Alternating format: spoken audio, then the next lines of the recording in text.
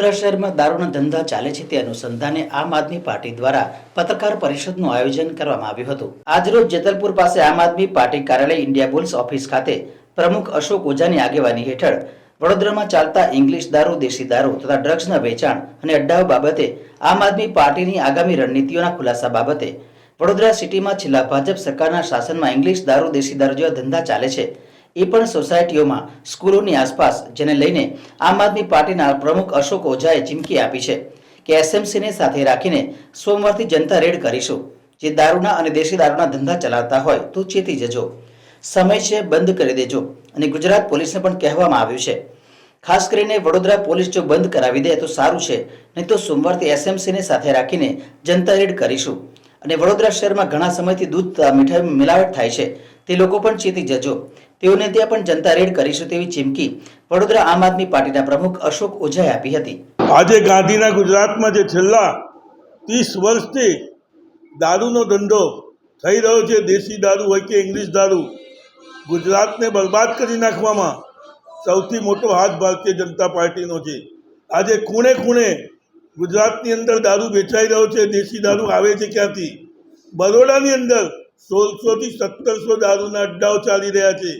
ઠેર ઠેર દારૂ મળે છે, સ્કૂલની બાજુમાં હોય, બેંકની બાજુમાં હોય, પોલીસ સ્ટેશનની બાજુમાં હોય। આજે મંદિરની સામે ઠેર ઠેર સારી સારી જગ્યાઓ પર સોસાયટીઓના નાકે દારૂના ધંધા કયા કોના કહેવાથી ચાલી રહ્યા છે। આજે આપની સમક્ષ બોલાવી આપને અને જે અમે કહેવા માગીએ છીએ કે ગુજરાતની અંદર બરોડા એક એવી જગ્યા છે કે ખરેખર એક શૈક્ષણિક અને સંસ્કારી નગરી છે। ત્યાં દરેક કિલોમીટર 500 મીટર પર દરેક જગ્યાએ દારૂના અડ્ડા ચાલતા હોય। આજે છાણી જય માલી, બાજવામાં અમિત, દશરથમાં શૈલેષભાઈ, વિશ્વામિત્રીમાં દિવાળીભાઈ, માંજલપુરમાં ભાનુભાઈ, અંબે સ્કૂલ કૈલાસબેન, આવા તો અધડક લોકો દારૂના ધંધા કરે છે। સાહેબ, આજે આ દારૂ આવે છે ક્યાંથી? કોણ બનાવે છે? કોણ આટલી છૂટ આપે છે? મહારાષ્ટ્રમાં નહીં, હવે તો દારૂની ફેક્ટરીઓ ગુજરાતમાં લાગી ગઈ છે। પહેલાં તો રાજસ્થાન, મહારાષ્ટ્રથી આવતું હતું, પણ હવે જે ભાજપના મોટા મોટા બુટલેગરો જે ભાજપમાં જોડાયેલા છે તે બધાએ દારૂની ફેક્ટરીઓ અંકલેશ્વર, ભરૂચ, ઝઘડિયા આ જગ્યાઓ પર દારૂની ફેક્ટરીઓ ઊભી કરી છે।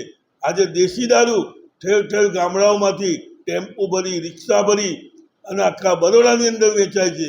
હું આપના માધ્યમથી કહેવા માગું છું કે અમે સોમવારથી જનતા રેડનું કામ ચાલુ કરવા જઈ રહ્યા છીએ। એસએમસીને અમારી સાથે રાખીશું અને ઠેર ઠેર જેટલી જગ્યાએ દારૂના અડ્ડા હશે બધે જ અમે જનતા રેડ કરીશું। અમે નથી ઈચ્છતા કે આ ગાંધીના ગુજરાતમાં દારૂનો આટલો મોટો વેપાર ચાલતો હોય અને આ જાડી ચામડીના નેતાઓને ખબર ના હોય। બધી જ ખબર છે, જાણી જોઈને આ ધંધો કરાવવામાં આવે છે, પોતાના હપ્તા બાંધવામાં આવ્યા છે। સરકાર પોતે આ બધું જાણી જોઈ કરાવી રહી છે, રૂપિયા લઈ રહી છે, કારણ કે મોટા મોટા બુટલેગરો ભારતીય જનતા પાર્ટીના છે જે આ ધંધામાં સંડોવાયેલા છે। આજે આપના માધ્યમથી હું કહીશ કે છેલ્લા 30 વર્ષથી ગાયો ભેંસો ધીરે ધીરે ઓછી થતી જાય છે।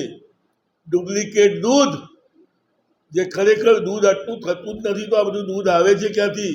મોટી મોટી મીઠાઈઓ, પનીર, માખણ, દૂધ, અરે આજે આપણા જે બાળકો છે તેમને ઓરિજિનલ દૂધ નથી મળતું અને સરકાર એવું કહે છે બાળકો કુપોષણથી પીડિત છે। અરે સાહેબ, ઓરિજિનલ દૂધ ક્યાંય મળતું જ નથી। 5% દૂધની અંદર 95% ભેળસેળ થાય છે। માંજલપુર, મકરપુરા, આ મકરપુરા જીઆઈડીસીમાં બી દૂધની ફેક્ટરીઓ છે કે જ્યાં 500,000 લીટર દૂધ જાય છે અને એની સામે 22,000 લીટરના ટેન્કરો દૂધના ભરીને નીકળે છે।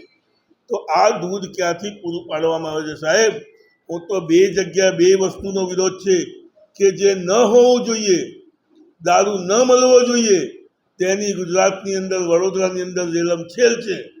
અને જે દૂધની ખરેખર જરૂરિયાત છે, દૂધ દિવસે દિવસે પશુઓ ઓછા થતા જાય છે, એની પર સરકાર કોઈ પણ જાતનું ધ્યાન ન આપી અને જે લોકો ડુપ્લિકેટ દૂધ બનાવે છે તેવા માફિયાઓને સરકાર પોતે સપોર્ટ કરી રહી છે.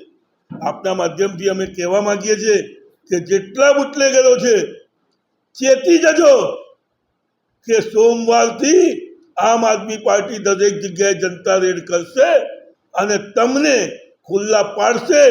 ચાહે પછી તમે સરકારી માણસ હશો, ભાજપના માણસ હશો કે આમ જનતા હશો, તમે આ દરેક વસ્તુનો ભોગ બનશો.